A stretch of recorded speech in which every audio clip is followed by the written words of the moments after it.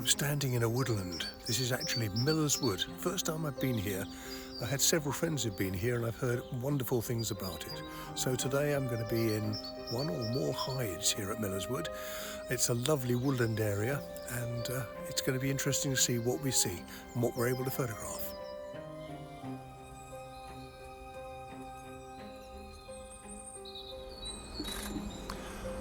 And so on the 8th of March I spent most of the day at Miller's Wood, a 3-acre woodland in Hand Cross, West Sussex, which John Stanton purchased in 2015.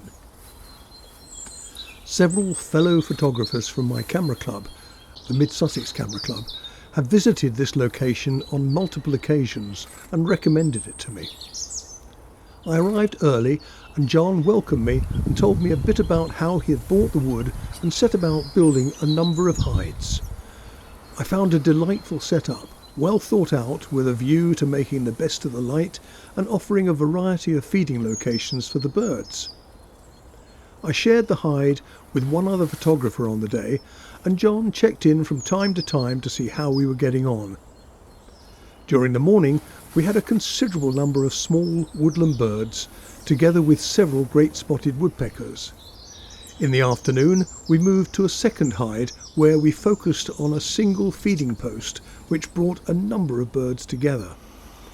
I took with me 2 full-frame Nikon cameras, one equipped with a 100 to 400mm lens and the other with a 70 to 200 plus a 1.4 times teleconverter.